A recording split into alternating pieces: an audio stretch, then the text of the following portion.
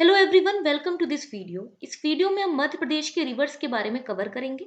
इस वीडियो को प्रेजेंट करी हूँ मैं अमीशा जायसवाल। इस वीडियो में हमारी टारगेट ऑडियंस है MPPSC prelims, MPPSC mains, MPSI, MP constable, MP patwari और अदर व्यापम एग्जाम के एस्पिरेंट्स। अभी तक हमने डिस्कस कर लिया है नर्मदा अफवाह तंत्र के बारे में और इसी सीरीज को कंटिन्यू कवर करते हुए आज हम डिस्कस करेंगे चंबल अफवाह तंत्र के बारे में। इस वीडियो में आपको कंप्लीटली चंबल रिवर के बारे में बताया जाएगा कि कहाँ से इसका ओरिजिन होता है, इस पे कौन कौन से वाटरफॉल्स हैं, इस पे कौन कौन सी परियोजना है और चंबल रिवर की और भी डिटेल्स आपको इस वीडियो में बताई जाएगी। तो इस वीडियो को पूरा जरूर देखिएगा और अपने दोस्तों के साथ भी शेयर कीजिएगा। तो चलिए स्टार्ट करते हैं। चंबल अफवाह तंत्र, चंबल ड्रेनेज सिस्टम। चंबल नदी का उद्गम इंदौर जिले के महू तहसील के निकट विंध्याचल पर्वत श्रृंखला के अंतर्गत जानापाव पहाड़ी के वांगचू पॉइंट से होता है। वांगचू पॉइंट जो कि 854 मीटर ऊंचा है। तो विंध्याचल श्रेणी के जानापाव पहाड़ी के वांगचू पॉइंट के इंदौर जिले के महू तहसील से निकलती है। इसको यहाँ पे समझिएगा।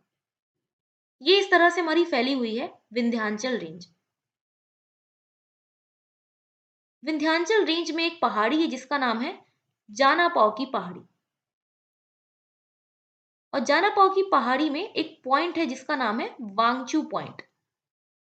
तो वांगचू पॉइंट से जानापाव पहाड़ी से विंध्याचल रेंज से चंबल नदी निकली। और अगर कोई जिला पूछे तो इंदौर जिला और इंदौर जिले में महू तहसील। तो ये आपको और ध्यान रखना है, ये बहुत ही इंपॉर्टेंट पॉइंट है। 3-4 एग्जाम में इसके बारे में पूछा जा चुका है। पुलिस कांस्टेबल के 2012 के क्वेश्चन पेपर में आ चुका है, एमपीएसआई में 2017 में पूछा जा चुका है, एमपीपीएससी तक में ये पूछा जा चुका है, जेल प्रहरी में पूछा जा चुका है। तो ये बिल्कुल आपको पता होना चाहिए चंबल नदी का ओरिजिन होता कहाँ से। इंदौर जिले के महू तहसील में विंध्याचल रेंज की जानापाव पहाड़ी के वांगचू पॉइंट से चंबल नदी निकलती है। अब चंबल नदी एमपी से निकली, इसे यहां से समझिए। इंदौर के महू से चंबल नदी एमपी से निकली, एमपी से फ्लो करते हुए ये पहुंचेगी राजस्थान और फिर पुनः एमपी में एंट्री करेगी। एमपी से निकल के राजस्थान गई और राजस्थान की वापस पुनः एमपी में आ जाएगी और फिर ये चले जाएगी यूपी। और यूपी में चंबल नदी यमुना नदी से मिल जाती है। तो यूपी में यमुना नदी से मिलेगी कहां पे? इटावा में। और यमुना नदी आप सभी को पता होगा आगे चल के गंगा नदी से मिल जाती है। तो यहाँ पे देखिए यही बना हुआ है, चंबल नदी निकली और इटावा यूपी में यमुना नदी से मिल गई और यमुना नदी गंगा नदी से मिल गई। और यहाँ पे लिखा हुआ भी गंगा यमुना अफवाह तंत्र के अंतर्गत, मतलब गंगा यमुना का जो ड्रेनेज सिस्टम है इसके अंतर्गत यमुना नदी उप अफवाह तंत्र की प्रमुख नदी चंबल नदी है। इट मीन्स गंगा यमुना का जो ड्रेनेज सिस्टम बनता है उसमें चंबल नदी एक प्रमुख नदी है। क्यों? क्योंकि चंबल मिलेगी यमुना से, यमुना मिल जाएगी गंगा से। तो ये पॉइंट हमने देखा कि चंबल नदी एमपी से निकल के राजस्थान गई, राजस्थान से वापस एमपी आएगी, फिर यूपी और यूपी में इटावा जो क्षेत्र है वहां पे यमुना नदी से मिल जाएगी और यमुना नदी गंगा से मिल जाती है आगे चल के। तो गंगा यमुना अफवाह तंत्र की सबसे प्रमुख नदी चंबल नदी होगी। इसके बाद नेक्स्ट पॉइंट हम देखते हैं, चंबल नदी यमुना नदी से इटावा उत्तर प्रदेश में मिल जाती है, यही लिखा हुआ है। चंबल और यमुना नदी मिलकर लश्कर का मैदान बनाते हैं। ये जो एरिया होगा जहां पे चंबल नदी और यमुना नदी मिल रहे हैं, यहाँ पे एक मैदानी भाग बनेगा, उस मैदान का नाम होगा लश्कर का मैदान। ये पॉइंट आपको ध्यान रखना है। चंबल नदी और यमुना नदी जो मिलकर मैदान बनाते हैं वो लश्कर का मैदान कहलाता है। तो यहाँ पे हमने देखा कि चंबल नदी निकली विंध्याचल रेंज से, इंदौर महू से, एमपी राजस्थान, फिर एमपी, फिर यूपी फ्लो करते हुए आगे बढ़ी। यमुना से मिल गई इटावा उत्तर प्रदेश में और यमुना आगे चल के गंगा से मिल गई। चंबल नदी और यमुना नदी मिलकर लश्कर का मैदान बनाते हैं। ये सारे पॉइंट अभी तक हमने कवर किए। नेक्स्ट पॉइंट में आगे बढ़ते हैं। चंबल नदी इंदौर, धार, उज्जैन, रतलाम, मंदसौर, श्योपुर, मुरैना, नीमच, भिंड जिले से बहते हुए उत्तर प्रदेश में यमुना नदी से मिल जाती है। तो यहीं पे यहाँ पे आगे लिखा हुआ है चंबल नदी मध्य प्रदेश, राजस्थान, उत्तर प्रदेश 3 राज्यों में बहती है। एमपी और राजस्थान के मध्य और एमपी और यूपी के मध्य बॉर्डर बनाती है और मध्य प्रदेश की उत्तरी सीमा चंबल नदी बनाती है। जिला मुरैना उत्तरी सीमा बनाएगा। अब इसे सारे पॉइंट जो हमने देखे मैप में समझिए। चंबल नदी के अंतर्गत कौन कौन से जिले आ जाएंगे? तो इंदौर हो गया, इंदौर के अलावा धार हो गया, धार के बाद आगे बढ़ो तो उज्जैन, रतलाम, मंदसौर, नीमच, यहां से ऐसे फ्लो करते हुए जा रही है, फिर राजस्थान पहुंच के वापस आएगी एमपी में। तो श्योपुर हमारा शामिल है, श्योपुर के अलावा मुरैना और भिंड। तो भिंड से होते हुए यहाँ पे आगे चल के इटावा पड़ेगा यूपी और यमुना नदी से मिल जाएगी। तो हमने देखा चंबल नदी कैसे फ्लो कर रही है, इंदौर, धार, उज्जैन, रतलाम, मंदसौर, नीमच, श्योपुर, मुरैना, भिंड, इन सभी जिलों से बहते हुए ये यूपी जाती है। चंबल नदी एमपी और राजस्थान के बीच बॉर्डर बनाएगी, एमपी और राजस्थान के बीच बॉर्डर बनाएगी, और फिर इसके बाद एमपी और यूपी के बीच बॉर्डर बनाएगी। तो ये पॉइंट याद रखना। मध्य प्रदेश की जो उत्तरी सीमा होगी, मध्य प्रदेश की उत्तरी सीमा, नदन बॉर्डर जो है, चंबल नदी बनाती है। और अगर उत्तरी जिला पूछा जाए कौन बॉर्डर बनाता है, तो मुरैना हो जाएगा। मध्य प्रदेश का सबसे उत्तरी जिला मुरैना होगा और मध्य प्रदेश की उत्तरी सीमा चंबल नदी बनाती है। तो ये पॉइंट भी एग्जाम में पूछा जा चुका है कि मध्य प्रदेश की उत्तरी सीमा कौन सी नदी बनाती है? चंबल नदी बनाती है। यहाँ पे आपको साफ साफ दिख भी रहा है, इस तरह से चंबल नदी होके जा रही है श्योपुर, मुरैना, भिंड से। तो चंबल नदी मध्य प्रदेश की उत्तरी सीमा बनाएगी। राजस्थान में ये जो फ्लो करती है, चित्तौड़गढ़ जिले से होकर जाती है, कोटा जिले से होकर जाती है और बूंदी जिले से होकर जाती है। तो राजस्थान में चित्तौड़गढ़, कोटा, बूंदी जिले से होकर ये फ्लो करती है। यहाँ पे आगे लिखा हुआ भी है, राजस्थान के चित्तौड़गढ़, कोटा और बूंदी जिले से बहते हुए मध्य प्रदेश और उत्तर प्रदेश में बहती है। चंबल नदी की कुल लंबाई 965 किलोमीटर है और मध्य प्रदेश में 320 से 325 किलोमीटर आपको इसकी लंबाई देखने को मिलेगी। कुछ बुक्स में 320 किलोमीटर लिखा मिलेगा, कुछ बुक्स में 325, तो मैंने दोनों लिख दिया। 320 से 325 किलोमीटर के बीच मध्य प्रदेश में इसकी लंबाई है और कुल लंबाई 965 किलोमीटर। यह मध्य प्रदेश की दूसरी सबसे बड़ी नदी या सेकेंड लॉन्गेस्ट रिवर भी इसको बोल सकते हैं। सेकेंड लॉन्गेस्ट रिवर पूछा जाए, दूसरी सबसे लंबी नदी या दूसरी सबसे बड़ी नदी मध्य प्रदेश की चंबल नदी होगी। इसका जो अफवाह क्षेत्र है, ड्रेनेज सिस्टम है, 43,200 किलोमीटर स्क्वायर में फैला हुआ है। तो ये पॉइंट और ध्यान रखिएगा। इसके ओल्ड नेम हम देखते हैं। ओल्ड नेम में इसका नेम है चरमावती, धर्मावती, कामधेनु, राजा रंती देव की कीर्ति। जिसका चरमावती ओल्ड नेम है, ये एमपीएसआई में पूछा जा चुका है 2017 में कि चरमावती कौन सी नदी का ओल्ड नेम है।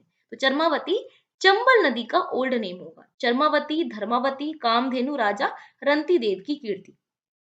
अदर नेम हम देखें तो इसको पश्चिमी मध्य प्रदेश की जीवन रेखा कहते हैं। वेस्टर्न एमपी की लाइफ लाइन कहलाएगी पश्चिमी मध्य प्रदेश की जीवन रेखा, और मालवा की जीवन रेखा कहते हैं। यहाँ पे लोग कंफ्यूज हो जाते हैं मालवा की गंगा और मालवा की जीवन रेखा में।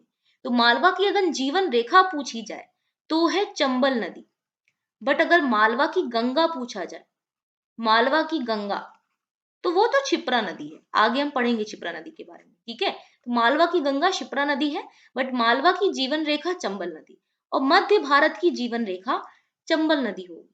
यहाँ पे देखिए मैप में, जो श्योपुर, मुरैना, भिंड वाला हिस्सा, इसको मध्य भारत का क्षेत्र बोलते थे हम। तो मध्य भारत की लाइफ लाइन कौन सी नदी हो जाएगी? चंबल नदी। सेंट्रल इंडिया प्लेटू बोलते थे इंग्लिश में, तो सेंट्रल इंडिया प्लेटू की लाइफ लाइन है चंबल नदी, या मध्य भारत की लाइफ लाइन चंबल नदी। यहाँ पे हमने देखा ये जो एरिया है पश्चिमी मालवा का हिस्सा है या पश्चिमी मध्य प्रदेश का हिस्सा। तो पश्चिमी मध्य प्रदेश की और मालवा की लाइफ लाइन है चंबल नदी। तो ये पॉइंट ध्यान रखिएगा। साथ ही मध्य भारत की लाइफ लाइन है चंबल नदी, और इसकी अदर नेम क्या है? चरमावती, धर्मावती, कामधेनु, राजा रंती देव की कीर्ति। नेक्स्ट पॉइंट में आगे बढ़ते हैं। महाभारत में चंबल का नाम पूर्णा नदी बताया गया है। तो ये पॉइंट ध्यान रखना, महाभारत में चंबल नदी का नाम पूर्णा बताया गया है। इसकी जो प्रमुख सहायक नदियां हैं, काली सिंध है, ट्रिब्यूटरीज जिसको बोल देंगे हम, ट्रिब्यूटरी है काली सिंध, क्षिप्रा, पार्वती। ये तीन तो प्रमुख रूप से पता ही होना चाहिए, काली सिंध, क्षिप्रा और पार्वती इसकी प्रमुख सहायक नदियां हैं। फिर है कूनो, क्वारी, कुंद जो कि गुना में मिलती है, मेज, कुराई, बामनी, बनासा आदि। इसमें से तीन प्रमुख सहायक नदी आपको ध्यान रखनी है, काली सिंध, क्षिप्रा और पार्वती। ये तीन प्रमुख सहायक नदियां हो जाएंगी। नेक्स्ट पॉइंट में आगे बढ़ते हैं। चंबल एक अध्यारोपित नदी है।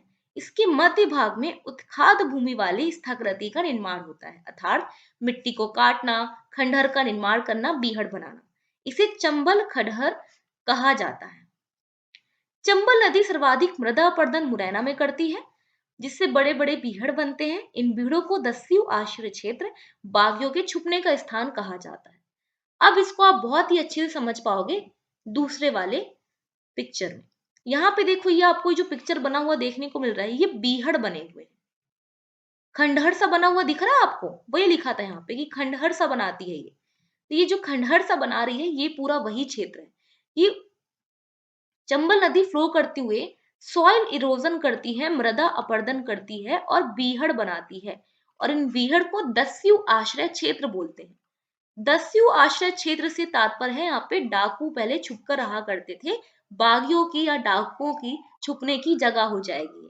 तो बीहड़ जो है चंबल नदी बनाती है। सबसे ज्यादा सॉइल इरोजन कहाँ करती है, एग्जाम में पूछा जा सकता है, मुरैना में। ये एमपीपीएससी में पूछा जा चुका है 2019 के क्वेश्चन पेपर में। एमपीपीएससी 2019 से पूछा गया था, चंबल नदी सर्वाधिक मृदा अपरदन सॉइल इरोजन कहाँ करती है, मुरैना में करती है। और इसके अलावा मध्य भाग में उत्खात भूमि वाली स्थलाकृति बनाती है, मतलब वही ऊंची नीची स्थलाकृति बनाती है यहाँ पे, ये जो आपको दिख रही है। ये भी पूछा जा चुका है एमपीएसआई 2016 में। क्या पूछा जा चुका है एमपीएसआई 2016 में कि कौन सी नदी उत्खात भूमि वाली स्थलाकृति बनाती है, तो चंबल नदी बनाती है। तो ये ध्यान रखना है। तो चंबल एक अध्यारोपित नदी है, अर्थात मिट्टी को काटती है, बीहड़ बनाती है। सबसे ज्यादा सॉइल इरोजन मुरैना में करती है। ये इस तरह से आपको बीहड़ देखने को मिलेंगे। अगर कभी आप ट्रेवल करें ट्रेन के द्वारा, अगर आप ग्वालियर मुरैना से होकर जाएंगे, तो रास्ते में आपको ट्रेन से भी ये सारी चीजें देखने को मिलेंगी। पूरे एरिया में इस तरह से बीहड़ बने हुए हैं। पुराने समय में यहाँ पे डाकू छुप के रहा करते थे। तो ये बीहड़ आपको देखने को मिल जाएंगे, चंबल नदी के द्वारा सर्वाधिक बने हैं मुरैना में। लेकिन और भी देखें तो मुरैना, ग्वालियर, श्योपुर, भिंड, इन सभी जगह पे इस तरह से बीहड़ आपको चंबल नदी के द्वारा बने हुए देखने को मिलेंगे। नेक्स्ट पॉइंट में आगे बढ़ते हैं। बीहड़ समस्या से निदान के लिए सर्वप्रथम केंद्र सरकार ने 1971 में बीहड़ सुधार योजना प्रारंभ की थी। तो ये आपका मोस्ट इंपॉर्टेंट पॉइंट हो गया, पूछा जा सकता है कि बीहड़ सुधार योजना कब शुरू की गई, 1971 में शुरू की गई। फिर करंट अफेयर का एक टॉपिक हो जाएगा कि 2018 में केंद्र सरकार द्वारा ग्रीन एग्रीकल्चर प्रोजेक्ट में बीहड़ समस्या को समझने का प्रयास किया जा रहा है। तो ग्रीन एग्रीकल्चर प्रोजेक्ट किससे रिलेटेड है, बीहड़ से रिलेटेड है या चंबल नदी से रिलेटेड है। कुछ भी एग्जाम में घुमा फिरा के पूछा जा सकता है। तो ग्रीन एग्रीकल्चर प्रोजेक्ट 2018 में शुरू किया, जो कि बीहड़ या चंबल नदी से रिलेटेड हो जाएगा। नेक्स्ट हम देखते हैं सीड़ा व रंजात योजना। मृदा अपरदन को रोकने के लिए मध्य प्रदेश सरकार द्वारा प्रारंभ किया गया। तो सीड़ा व रंजात योजना किससे रिलेटेड है, सॉइल इरोजन से या मृदा अपरदन अर्थात मिट्टी के कटाव को रोकने से रिलेटेड है। मध्य प्रदेश सरकार के द्वारा ये शुरू किया गया। चंबल घाटी के संरक्षण करता है वीएस वाकड़कर जी। तो ये पॉइंट याद रखना, जिनका जन्म नीमच में हुआ है, इनके बारे में भी पूछा जा सकता है फेमस पर्सनैलिटीज में। तो वीएस वाकड़कर चंबल नदी के संरक्षण करता है, जिनका जन्म नीमच में हुआ। चंबल एक नती लंब घाटी है, मतलब वही बीहड़ बनाते हुए आपको देखने को मिलेगी, तो नती लंब घाटी है। तो यहाँ पे हमने जाना कि बीहड़ समस्या से निदान के लिए सबसे पहले बीहड़ सुधार योजना 1971 में आई, पर ग्रीन एग्रीकल्चर प्रोजेक्ट बीहड़ की समस्या को निपटाने के लिए आया 2018 में। फिर मध्य प्रदेश सरकार के द्वारा सीड़ा व रंजात योजना सॉइल इरोजन या मिट्टी के कटाव को रोकने के लिए शुरू की गई। चंबल घाटी की सर्वेक्षण करते हैं वीएस वाकड़कर जी, जिनका जन्म नीमच में हुआ। और चंबल एक नती लंब घाटी है, अर्थात बीहड़ बनाती है, मिट्टी का कटाव करती है। नेक्स्ट पॉइंट में आगे बढ़ते हैं, चंबल नदी पर वाटरफॉल्स। सबसे पहले है पताल पानी वाटरफॉल, जो कि इंदौर जिले के महू तहसील में है, चंबल नदी पे है। बट अगर एग्जाम में चंबल नदी लिख के नहीं आए कि पताल पानी वाटरफॉल किस में है, तब आप चोरल नदी पे टिक कर सकते हैं। दो ऑप्शन में आपको बता रही हूँ, हो सकता है एग्जाम में चंबल नदी लिख के नहीं आया पताल पानी का, कुछ जगह पे चोरल नदी भी नाम आपको देखने को मिलता है। तो पताल पानी वाटरफॉल चंबल नदी या फिर चोरल नदी पर है, कहाँ पे, इंदौर के महू तहसील। नेक्स्ट है चूलिया वाटरफॉल, मंदसौर जिले में 18 मीटर ऊंचा है। राजस्थान की जो पीएससी होती है उसमें राजस्थान के भैंसरोडगढ़ चित्तौड़गढ़ जिले में ये बताया जाता है, जो कि कोटा के पास होगा। तो दोनों पॉइंट याद रखना है आपको कि अगर एमपीपीएससी के पर्सपेक्टिव से हम देखें तो मंदसौर जिले में चूलिया वाटरफॉल है, और अदरवाइज राजस्थान पीएससी जो होती है उसमें लिखा रहता है राजस्थान की भैंसरौडगढ़ कोटा के पास चित्तौड़गढ़ जिले में। ठीक, फिर झाड़ीदह वाटरफॉल इंदौर में। तो तीन ही वाटरफॉल है चंबल नदी पे। एक वाटरफॉल बता दिया आपको, पताल पानी वाटरफॉल, कहाँ पे है? इंदौर के महू में, पताल पानी वाटरफॉल। और इंदौर में एक और होगा जो आपको ध्यान रखना है, झाड़ीदह वाटरफॉल। तो झाड़ीदह वाटरफॉल ये भी इंदौर में है। तो दो इंदौर में है, एक तो पताल पानी और झाड़ीदह। तीसरा मैंने बताया चूलिया वाटरफॉल। तो चूलिया वाटरफॉल आपको कहाँ देखने को मिलेगा? तो चूलिया वाटरफॉल हम देख रहे हैं, ये देखने को मिलेगा मंदसौर में। तीन वाटरफॉल आपको ध्यान रखने हैं। पहला पताल पानी वाटरफॉल इंदौर में, झाड़ीदह वाटरफॉल इंदौर में, और चूलिया वाटरफॉल मंदसौर में। नेक्स्ट पॉइंट में आगे बढ़ते हैं। अब परियोजनाएं हम देखेंगे, कौन कौन सी इसमें प्रमुख परियोजनाएं हैं। तो चंबल नदी पर हम देखते हैं सबसे पहले होगी गांधी सागर परियोजना। गांधी सागर परियोजना यह प्रदेश की पहली जल विद्युत परियोजना है, जो कि एमपी और राजस्थान का संयुक्त परियोजना है। इसकी नींव 7 मार्च 1954 को नेहरू जी के द्वारा रखी गई। इसका कार्य प्रारंभ हुआ 19 नवंबर 1960 में। नदी किस पे है? चंबल नदी पे। स्थान भानपुरा मंदसौर। विद्युत उत्पादन क्षमता है 115 मेगावाट। गांधी सागर बांध के पास चंबल माता की मूर्ति आपको देखने को मिलेगी, और चंबल नदी पर सबसे बड़ा बांध है। यहाँ पे एक पॉइंट याद रखना कि चंबल घाटी परियोजना के अंतर्गत 3 डैम है। चंबल घाटी परियोजना मध्य प्रदेश की पहली परियोजना बोली जाती है। मध्य प्रदेश की पहली परियोजना चंबल घाटी परियोजना है, जिसके अंतर्गत 3 डैम है। पहला डैम मैंने आपको बताया गांधी सागर डैम। ठीक है, 3 डैम है, गरज करके ट्रिक है, यहाँ पे समझो। गा से गांधी सागर, रा से राणा प्रताप सागर, और जा से जवाहर सागर। इसको मैं यहाँ पे अलग से लिख के बता देती हूँ। 3 डैम होंगे, गरज ट्रिक है, गा से गांधी सागर, रा से राणा प्रताप सागर, और जा से जवाहर सागर डैम। तो ये 3 डैम आपको देखने को मिलेंगे किसके अंतर्गत? चंबल घाटी परियोजना के अंतर्गत। और चंबल घाटी परियोजना मध्य प्रदेश की प्रथम नदी घाटी परियोजना होगी। मोस्ट इंपॉर्टेंट पॉइंट, चंबल घाटी परियोजना फर्स्ट रिवर प्रोजेक्ट है एमपी का। बहुत कम लोगों को पता होता है, एग्जाम में पूछ लिया जाता है। तो मध्य प्रदेश का फर्स्ट रिवर प्रोजेक्ट चंबल घाटी प्रोजेक्ट। और हमने अभी देखा गांधी सागर प्रोजेक्ट के बारे में, जिसकी नींव रखी गई थी 1954 को, और इसका कार्य प्रारंभ हुआ 1960 में। और इससे 115 मेगावाट विद्युत का उत्पादन होता है। कहाँ पे है? भानपुरा मंदसौर में। और चंबल नदी पर यह बना हुआ सबसे बड़ा बांध होगा। चंबल नदी पर सबसे बड़ा बांध बोल रही हूँ, एमपी का नहीं बोल रही हूँ। ये एमपी पूरे एमपी का बोल दिया जाए, नहीं, एमपी में चंबल नदी पर सबसे बड़ा बांध गांधी सागर डैम है। अब यहाँ पे ध्यान रखो, इससे 115 मेगावाट विद्युत उत्पादन होता है। इसको कैसे याद रख सकते हो? अब इसका नाम क्या है? गांधी सागर डैम। और गांधी जी कब आए थे? तो गांधी जी 1915 में आए थे भारत। तो 1915 से 9 हटा दो तो 115 बच गया। तो 115 मेगावाट गांधी सागर डैम से विद्युत उत्पादन होता है। गांधी जी आए 1915 में, उसमें से 115 बस लिखना है हमको। तो 115 मेगावाट गांधी सागर डैम से विद्युत उत्पादन होता है। नेक्स्ट पॉइंट में आगे बढ़ते हैं, राणा प्रताप सागर परियोजना। तो राणा जी हमारे कहाँ से बिलोंग करते थे? राजस्थान से बिलोंग करते थे ना, वैसे याद रखो चित्तौड़गढ़ जिले राजस्थान से राणा प्रताप सागर डैम का संबंध होगा, जो कि रावत भाटा तहसील में हमें देखने को मिलेगा। इसकी स्थापना 1964 में की गई। राजस्थान का सबसे बड़ा बांध इसको कहा जाता है जल भराव की क्षमता के आधार पर। मतलब जितने बड़े एरिया में जल का इसका जमा होता, तो जल भराव की क्षमता को देखते हुए राजस्थान का सबसे बड़ा बांध है राणा प्रताप सागर बांध, और इसकी विद्युत उत्पादन क्षमता है 172 मेगावाट। अब यहाँ पे समझना, राणा प्रताप सागर में राणा जी थे हमारे महाराणा प्रताप। तो महाराणा प्रताप से कोई युद्ध करता था तो उसकी हालत जो होती थी बस से बदतर हो जाती थी। तो बस से बदतर से याद रखो 72। तो 172 मेगावाट इससे विद्युत उत्पादन किया जा सकता है। राणा प्रताप सागर परियोजना चित्तौड़गढ़ जिले रावत भाटा तहसील राजस्थान में होगी, और ये भी एमपी और राजस्थान का ज्वाइंट प्रोजेक्ट है। ठीक, नेक्स्ट पॉइंट में आगे बढ़ते हैं। जवाहर सागर परियोजना। जवाहर सागर परियोजना, इसे ही कोटा बैराज के नाम से हम जानते हैं। मोस्ट इंपॉर्टेंट पॉइंट, बहुत कम लोगों को पता होता है, जवाहर सागर परियोजना को कोटा बैराज के नाम से जाना जाता है। कोटा राजस्थान में ही है और इसकी स्थापना 1971 में की गई और इसकी विद्युत उत्पादन क्षमता 99 मेगावाट है। कोटा बैराज एक नहर परियोजना है कोटा राजस्थान में और एमपी और राजस्थान की संयुक्त परियोजना है। तो ये पॉइंट आपको ध्यान रखना है। तो यहाँ पे मैंने आपको बताया कि चंबल घाटी परियोजना मध्य प्रदेश का फर्स्ट रिवर प्रोजेक्ट है और इस पे 3 डैम बने हुए हैं।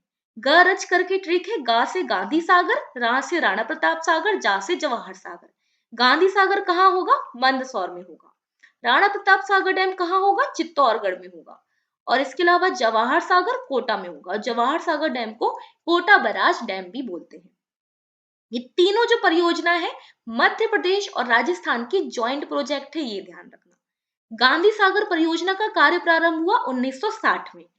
राणा प्रताप सागर की स्थापना 1964 में हुई और जवाहर सागर परियोजना की स्थापना 1971 में हुई।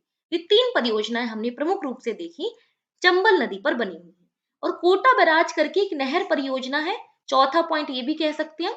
तो कोटा बैराज एक नहर परियोजना चंबल नदी पर बना हुआ है, कोटा राजस्थान में, एमपी और राजस्थान की संयुक्त परियोजना है। नेक्स्ट पॉइंट हम देखते हैं कि मध्य प्रदेश और राजस्थान की सीमा पर लंबाई चंबल नदी की 216 किलोमीटर है। एमपी और राजस्थान की बॉर्डर पे, जब एमपी से निकल के राजस्थान जाती है ना, तो एमपी और राजस्थान का जो बॉर्डर बन रहा है, तो सीमा पर लंबाई 216 किलोमीटर है चंबल नदी की। और एमपी और उत्तर प्रदेश की सीमा पर लंबाई चंबल नदी की 112 किलोमीटर है। तो ये 2 नए पॉइंट है, ध्यान रखना। चंबल नदी की मध्य प्रदेश और राजस्थान की सीमा पर लंबाई 216 किलोमीटर है और चंबल नदी की मध्य प्रदेश और उत्तर प्रदेश की सीमा पर लंबाई 112 किलोमीटर है। और टोटल इसकी लंबाई कितनी बताई थी? टोटल इसकी लंबाई हो जाएगी 965 किलोमीटर। और एमपी में कितनी लंबाई है? एमपी में लगभग 320 से 325 किलोमीटर इसकी लंबाई है। तो ये पूरा इसकी लेंथ के बारे में डिस्कस कर लिया। तो यहाँ पे हमने जाना चंबल नदी जो कि इंदौर के महू के जानापाव पहाड़ी के वांगचू पॉइंट से निकलती है, फ्लो करते हुए राजस्थान, फिर एमपी, फिर यूपी में इटावा पहुंचकर यमुना से मिल जाती है।